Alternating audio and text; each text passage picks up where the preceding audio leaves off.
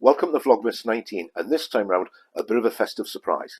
Now, I'm sure by now that a lot of you have seen the videos that I've covered on the Mondeo that I own, and all the stuff I've done to the Mondeo, and the places I've been in the Mondeo. As I said the other day, there's another channel known as Lloyd's Vehicle Consulting, who recently paid me a visit and took the Mondeo out for a drive so he could give it a bit of a review and give his interpretation and his thoughts on whether he liked it or not in the video that he's put up on his channel. That video has now been released publicly on his channel, so you can go and watch that if you want over there at Lloyd's Vehicle Consulting. Now, I'm still not going to spoil the outcome of his video, because obviously I would expect you want to go over there and see what he thinks about my car yourself. However, one of the interesting things that happened on the back of Joseph releasing that video was that a gentleman commented on the video on his channel and then came over to my channel and put the same comment on my channel as well. And what he said was that the car itself used to be in his family years ago, before I was anywhere near coming up here, and I'll get my hands on it. The car itself is originally from the Norfolk region of the UK. Now, there's no need to mention any names in this one because everybody has the right to privacy. However, the details that the gentleman has given me are absolutely fantastic, and it's filled in a whole load of blank spaces in the car's history before I acquired it. One of the many things that he told us was that his dad bought the car originally, and he used it all the time he had it until such time as he deemed it necessary to replace it with another car that he would rather have or they liked a little bit better. So my Mondeo at that point was passed on to the gentleman who's been in touch with me, his grandfather.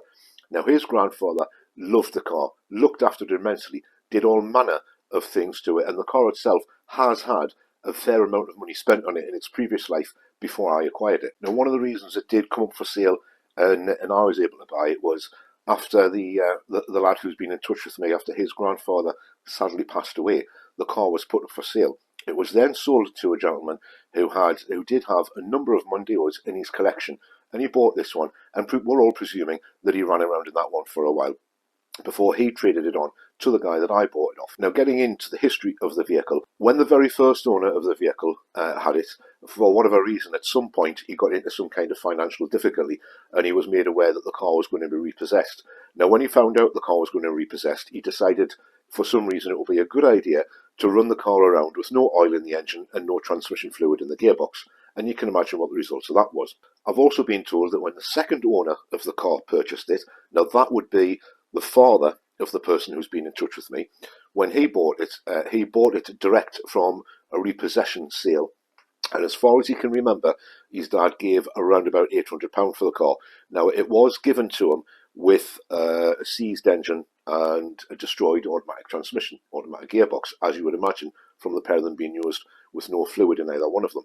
Now, in the file, the history file that I have with the car, there is receipts for some gearbox work and for an engine rebuild. Now, he has said that his dad had the gearbox professionally rebuilt and then gathered all the parts together himself, and he rebuilt the engine himself, doing everything except the machine work that needed doing. Now, I have been told that one of the first things the guy did to it when he bought the car as a repossession was to do the upgrades to the front brakes, so the Mondeo Mark III front discs and the Mark III front calipers as well. And then on top of that, he went out and he put those horrendous Wolf Race 5-spoke wheels on there. Now, he has said to us in the email, he did say they weren't exactly to his taste either, the son, that is, but his father liked them, so each to their own. And of course, he's absolutely correct. Whilst the majority of people I've spoken to don't like the wheels, some find them hideous, some find them just not acceptable on the car, he's perfectly correct when he says each to their own. And if it was his dad's car and his dad was doing all the work on the car, then his dad deserved to be able to put whatever wheels he liked on the car. Obviously, of course, now they're off the car and we've got some better ones on. At least I think they're better ones. Now, I think I show it in one of my videos, but certainly if I don't, we can go through it now. In the boot of the Mondeo, when you open the tailgate and you have a look down by where the back wall is, where the tailgate closes down on you, there's two boxes behind, on the inside, behind where the two taillights are sitting. Now, I thought originally that there was some kind of amp, and it's just like a pair of amps. Maybe it's one for the front speakers, one for the rear speakers, etc. They're wired up, but I've never used the radio that much at all since I got the car, so I've no idea whether they work or not. But apparently, they're not two amps. They're one of them is an amp, and one of them, as far as we know, could be a multi-disc CD changer. So that's something I'm going to have to investigate as soon as I can, especially when it's daylight outside, because at the minute, obviously, it's pitch black, having got dark at 1:30 this afternoon, like it always does at this time of year. So I will have to investigate that. But apparently, it seems to be the case that one side of the car has an amp fitted and the other side of the car in the boot has the CD multi-changer fitted. So we'll have to go and check that out at some point. And then, of course, once that was done and the car was back on the road, his dad ran around in it for a while, using it as a daily driver, more than likely. And then at some point, he decided that he wanted to change it. But rather than trade it in for what he bought instead, because he did go out and he bought a Cosworth, he passed it on to his father, so the grandfather of the person that's been getting it, that got in touch with me and has been sending emails. And while his granddad had it, it was his granddad that fitted the tow bar with it. Apparently, he used to tow a caravan all the way from Norfolk to Scarborough and back for their yearly holidays. Wow, taking a caravan on the back of an automatic Mondeo that was only a 2-litre all the way to Scarborough from Norfolk. Absolutely fantastic though, wonderful history. Now, while his granddad had it, he also repaired or replaced the rear wheel arches on the car at least twice. So it's now sitting on its third set of rear wheel arches. Wow, just wow. Now, at some point, his grandfather decided that he was no longer going to use the Mondeo to tow the caravan, so he went out and he bought a Vauxhall Frontera specifically for towing duties and decided to make the Mondeo as nice and as mint condition as he possibly could. I would say he'd managed it, because to this day it still looks really good, and it's a huge thank you to his grandfather and his father, I suppose, for putting all the time and effort into the car that they did. Now, you can tell the car spent most of its early life in the hands of a family full of car enthusiasts, because not only did his granddad have a Vauxhall Frontera for towing duties and the Mondeo for daily driving duties, he also owned an original condition Ford Sierra XR4i, with one difference. It didn't have the original Ford Sierra XR4i engine under the bonnet. No. When you opened the bonnet, it had a TVR 4-litre V8 in there. Can you imagine that? A Ford Sierra XR4i with a 4-litre TVR V8 in there. Unfortunately, through time, the bodywork did start to let the car down somewhat, so his granddad decided to use the Mondeo for all the car shows that he went to. So it is used to be seen in car shows, and obviously, with me, it's still been seen in a number of car shows. However, the most surprising thing about the car is that at registration it now sits on is not its original registration. Now, obviously, just looking at the registration, you can tell it's not a private plate, it's not a personalised plate. It looks as though it's just your standard registration, and indeed, it is just a standard registration, but it's not the one the car was first registered with when it left Ford back in 1995. It was re-registered. And the reason it was re-registered was due to the fact that it had been a repossessed car. Now, when this lad's father first got his hands on the car, he was slightly concerned that the person that the car was repossessed from may well come looking for the car.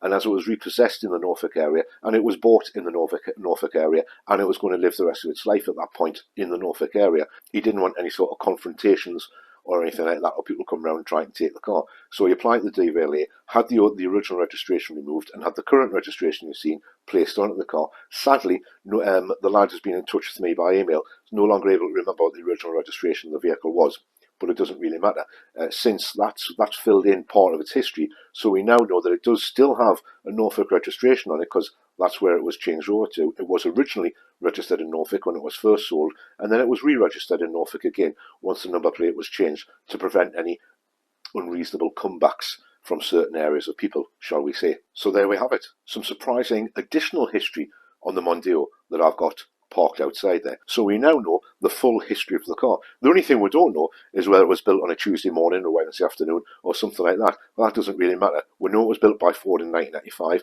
and we know the full story of it pretty much from day one of 1995 when it went on the road all the way up until, well, the fact that it's on the road now and I've got it. It's very rare that you can actually go back as far in time with accurate information as to exactly what happened to the car from the day it left the factory or the first dealership up until the car got into your hands. On this particular occasion, though, absolutely amazing. Who would have thought, by inviting another YouTube creator up here to do his personal review on my car, that would have led to it being watched by somebody who knew all this information about the car. So if you enjoyed finding out the complete history of my 1995 Ford Mondeo 2-litre gear that's currently parked outside, caress the like button. Consider subscribing to the channel as well, if only to get more detailed information like this, plus all the other things that I do. And I'll see you tomorrow night, 7 PM, for Vlogmas 20.